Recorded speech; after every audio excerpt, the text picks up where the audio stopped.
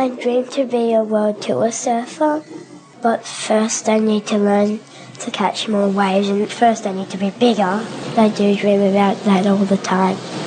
I'm Quincy Simons. I love surfing and I'm 7 years old. What makes a good surfer and a bad surfer? Well, it's like art. It's like playing an instrument. You know, you've got to have a sense of flow. The ones that really stand out are the ones that make it look effortless. Quincy, you know, she definitely has this rhythm with the ocean that is quite remarkable. There's no reason why Quincy couldn't be a professional surfer.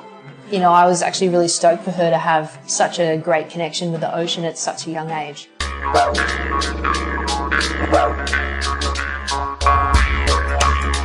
G'day guys and welcome to Aussie English. My objective here is to teach you guys the English spoken down under. So whether you want to speak like a fair dinkum Aussie, or you just want to understand what the flippin' hell we're on about when we're having a yarn, you've come to the right place. So sit back, grab a cuppa and enjoy Aussie English.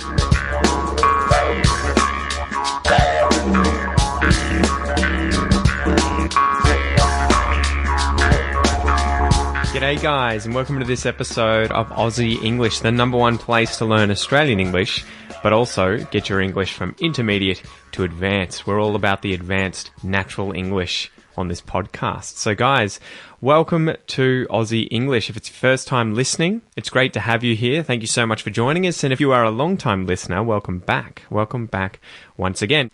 Remember guys, if you guys would like access to all of the podcast downloads, you can sign up for the premium podcast at www.aussieenglish.com.au. You'll get the transcripts, the MP3s, and access to the premium player.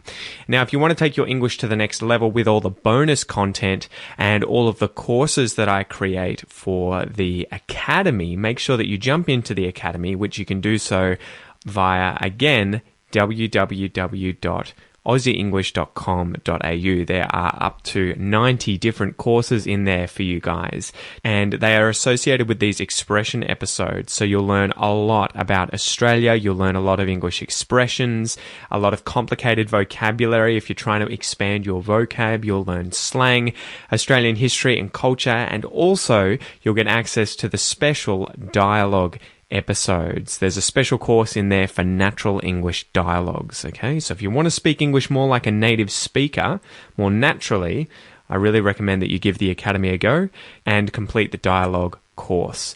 Anyway, guys, let's get into this episode. So at the start there, I wanted to show you this short clip of this 7-year-old surfer. She is a little grommet taking the surfing world by storm, right? And she had the nickname Flying Squirrel. So this is ABC News' YouTube channel. Go and check out the entire mini documentary on this girl. It's about 9 minutes long. The link will be in the transcript. Go check it out. All right, I've got a joke for you. And it's a fruit joke because the expression's related to fruit, okay? So the joke is, why were the apple and orange alone? Why were the apple and orange alone? Because the banana split. Do you get it? Because the banana split. So, all right, apple, orange, banana, these are all fruit. Why were the apple and orange alone? You know, they were together but by themselves with no other fruit around, or people, I guess, fruit people around, because the banana split. So the joke here is with split being a verb, to split. It's kind of like an English slang term for to leave, you know. Sorry guys, I got to split. It's like, sorry guys, I gotta leave, right? To split. And a banana split is a special dessert, right? It is a sweet dish with bananas cut down the middle and filled with ice cream, normally chocolate sauce and nuts, right? A banana split. So that's the joke there. The banana left. That's why apple and orange were alone. So, the expression today is apples and oranges, often used in an expression like comparing apples and oranges, right? Oh, that's like comparing apples and oranges. That's apples and oranges, mate. So apples and oranges was suggested by Fatima, She suggested this one in the Aussie English Facebook group. Guys, if you are not in the Facebook group, make sure that you jump over to Facebook, obviously. Do a search for Australian English Language Group and you will find it. Join there, guys, and I post in there all the time, and I try and encourage you guys to post, to meet other language learners learning English, wanting to learn more about Australia, and also improve your speaking, right? Interaction. It's all about developing a community and interacting. So the definitions of the word in this expression, relatively straightforward today, as the expression is apples and oranges. You've pretty much just got two fruit, right? An apple. An apple is the round fruit of a tree from the rose family. Surprising, huh? And it's native to Central Asia. I didn't know that before looking this up. You know, apples are everywhere in the world today, but they first appeared in Central Asia. The other fruit that we have here, oranges. This is a large, round, juicy citrus fruit, you know, similar to limes and lemons, tangerines, and what's the other one? Mandarins, right? I love those. And oranges are native as well to Asia, but to Southeast Asia. So, I wonder if you guys have heard the expression apples and oranges, like comparing apples and oranges, right? You probably have something similar in your native languages, but if we compare something to comparing apples and oranges, we are saying that those things aren't the same. So it's like comparing two very dissimilar things. So you're comparing two things that are very different from one another, right? So it's used with reference to two things that you're talking about that are fundamentally different and therefore not suited to comparison. You're comparing apples and oranges. Those things aren't the same thing, man. So I looked up where this expression came from, and it seems to be another one of those English ones that's very old. So it's first used in John Ray's proverb collection in the year 1670, and it is nearly always accompanied by a warning that you can't compare those two things, okay? Apples and oranges. All right, so let's go through some examples, guys. So example number 1. Imagine that you need to buy a new surfboard this summer because maybe your old one's nose snapped off or something, right? You tried duck diving under a wave. The nose of the surfboard hit some rocks because it was really shallow there and the nose snapped off. So you got to buy a new one. So there are loads of options. Obviously, you've got short boards, you've got Malibu boards or long boards, you've even got hybrid boards, but your heart's ultimately set on a short board as you've always ridden those. So you end up finding two really good bargains online. You know, maybe you do a search on websites like Gumtree or Facebook Marketplace, trying to find a good deal, snap up a bargain, right? You communicate with the sellers online and you get a good price organized for each of them. The only thing left to do is to go and check these out in person to see if these boards are in good nick, to see if they're in good condition. So you pick up a mate and you go and see the first surfboard, and then you go and see the second surfboard, and ultimately you decide, the first one by far and away was the best one. It was in the best nick, and it also came at a cheaper price, right? So your mate may disagree with you, and he might think, that first one wasn't as good as the second one. The second one was way better. He may say to you, it's like comparing apples and oranges, mate. The second one was in a league of its own. It was completely superior to the first one. What are you smoking? What are you thinking? Get the second one. And you may think the inverse, right? You might think, no way, the first one was by far and away the best. So comparing the first one to the second one is like comparing apples and oranges. They're nowhere near. They're not in the same league. They are so different, okay? I'm going to buy the first one. Example number 2. So you've applied to study in Australia at a bunch of different universities, right? At a bunch of different unis. And you want to study something like biology or engineering, medicine, arts, psychology maybe. And maybe you apply to unis in and around the Melbourne area, like Melbourne Uni or Monash, RMIT or La Trobe. Eventually, you hear back from each of these unis who's each said that they're going to accept you based on the application you submitted. They said you've passed the entrance, application process with flying colours. You've done really well. We want you in our uni. So say that you want to study medicine and you decide, Melbourne Uni is by far and away the best university for medical degrees in Australia. Well, in Melbourne. And so the choice is very simple because it's like comparing apples and oranges. Because Melbourne's the obvious choice, because it's in a league of its own, it's so good, it's obvious I need to go with Melbourne because it's like comparing apples and oranges, right? Very different things. Example number 3. So imagine you want to get a new dog to work on, say, a cattle station or maybe a farm in the Australian outback, right? You live in the Australian bush and you run a lot of livestock like cattle and sheep on your farm, and you need some good working dogs to take care of the cattle, to round them up and, get them in their pens when you need to organize them, maybe ship them off to sell them, whatever it is. So you get a friend to bring over some puppies, and he ends up bringing over a Kelpie puppy and a Labrador puppy. So he asks you, which one of these two dogs would you like? And you tell him, hands down, that you want the Kelpie, right? It's a simple choice. It's like comparing apples and oranges, because the Kelpie is a dog that has been specifically bred to work on farms, herding things like sheep and cattle, right? Taking care of livestock. Whereas the Labrador is a retriever. It's meant to retrieve things that you, say, have shot out of the sky, like a duck or something. So the choice is a cinch. It's very easy. It's crystal clear which one you want to go with, the Kelpie, because it's like comparing apples and oranges.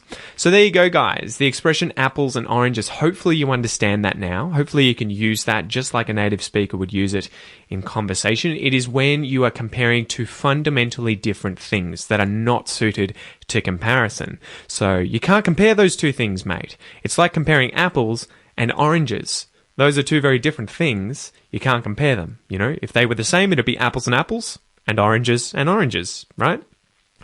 All right, good job. So now let's go through the little listen and repeat exercise. This is a little exercise here, guys, for you to practice your pronunciation.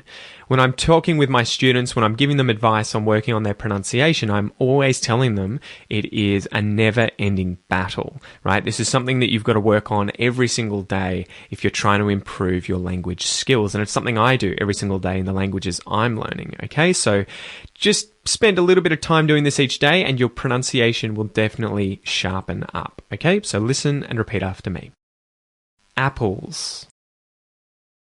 Apples and. Apples and oranges. Apples and oranges. Apples and oranges. Apples and oranges. Apples and oranges.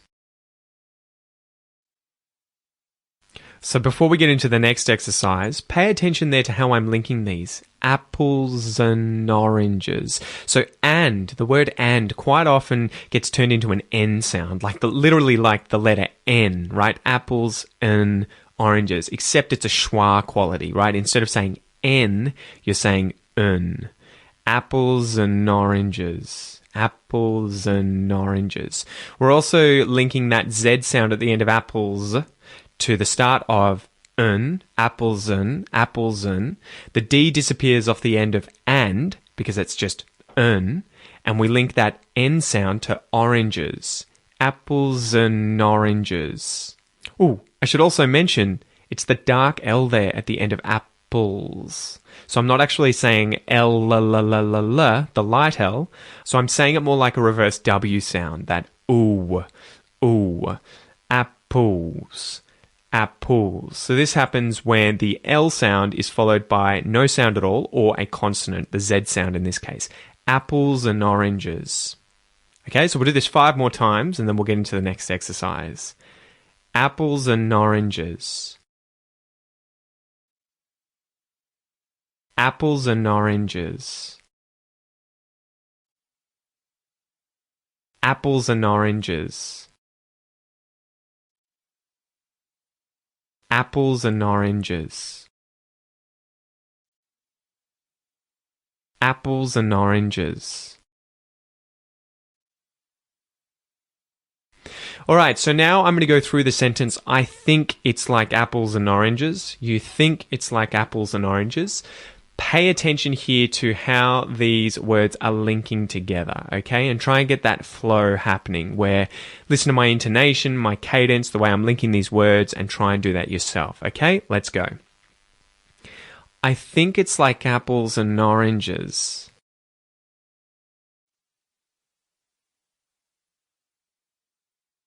You think it's like apples and oranges.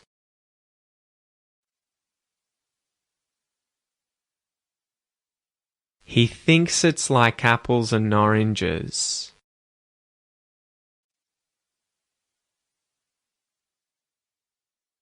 She thinks it's like apples and oranges.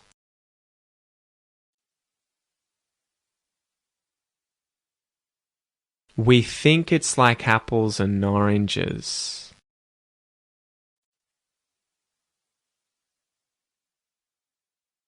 They think it's like apples and oranges.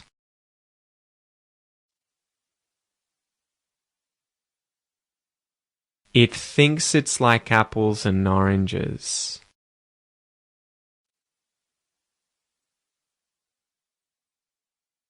Good job. So you may notice those K's at the end of think and like linking to the next words because each of them starts with a vowel, right? Think it's like Capples.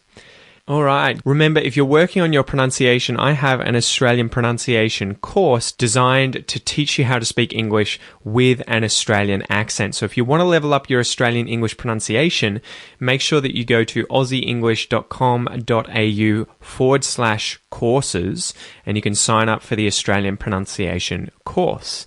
Anyway, before we finish up today, I thought I would teach you some surf slang that will be related to the Aussie English Fact, where we'll be talking about surfing culture in Australia. And also, I'm going to make a video about surfing culture and surfing slang and vocabulary, everything like that this week. So keep an eye out for that on YouTube as well, okay? So the 5 words are wetty, boardies, sunnies, rashy, and leggy. I wonder if you know any of these words. I wonder if you recognize them. I wonder if you've heard of them before. And I wonder if you can discern what they mean if you haven't, right? So you'll notice there that they're all one syllable and then they have the sound E, which is usually spelt I-E or I-E-S if it's plural, on the end there, okay? So that happens a lot in Australian slang. So wetty, right? You're wetty. You can use the T-flap there. You're wetty. You're wetty. Did you bring your wetty to the beach, guys? You should put your wetty on before you go into the water because the water's quite cold and the wetty will keep you warm. And many people who wear wetties often get in the water and they pee in their wetties. So what do you reckon a wetty is? It's a wetsuit, right? They've taken the first syllable of the word wetsuit, a suit that you wear when you get wet to keep you warm, a wetsuit. They've taken the syllable wet and they put E on the end, wetty. So number 2, boardies. Boardies. If it's a really hot day, you might not put on your wetty. Instead, you might wear some boardies because, you want to keep cool. Boardies. Boardies are board shorts, and that's why it's plural. That's why it's not boardie, it's boardies, because board shorts is always plural, right? These are shorts that you wear that you can wear like bathers, board shorts, often that you use whilst riding boards, right? Like surfboard or a boogie board or a bodyboard. Boardies. Sunnies. Man, I'm sure you guys know what sunnies are. If you go outside and it's a really bright day, the sun is glaring, it is incredibly bright, you might put your sunnies on to protect your eyes. Sunnies. Sunglasses, right? We've taken the word sun and we put E's on the end because the word sunglasses is plural. Sunnies. I love wearing sunnies when I go outside. The 4th one here is rashy. So I might put on a rashy. If I'm wearing boardies and I want to go for a surf, I'll put a rashy on because I don't want my board with the wax on the board to scrape my chest and give me a rash. So I put on a rash vest, or what we can also call a rash guard. A rashy. Rashy. Rashy, right? Plenty of people wear rashies. And the last one here, guys, is leggy. Leggy. So I might be going for a surf in my wetty. I've taken my sunnies off. I've left them on the beach. Maybe if it's a really hot day, I won't wear a wetty. Instead, I'll put on some boardies and my rashy. And when I go down to the water's edge with my surfboard, I'll tie the leggy to my ankle. So what would I tie to my ankle that's attached to the board? The leg strap, right? So the leg strap is attached to the surfboard. You attach it to your ankle, and we just take the word leg and add E on the end. Leg strap, leggy. So there you go, guys. Anyway, I hope you enjoyed this episode, guys. I hope you learned a whole bunch, and I will see you in the YouTube video and in the next episode on surfing culture. Peace. G'day, mate. Thanks for listening to the Aussie English Podcast. If you'd like to boost your English whilst also supporting the podcast and allowing me to continue to bring you awesome content, please consider joining the Aussie English Academy at www.aussieenglish.com.au. You'll get unlimited access to the premium podcast as well as all of my advanced English courses, and you'll also be able to join 3 weekly speaking calls with a real English teacher. Thanks so much, mate, and I'll see you soon.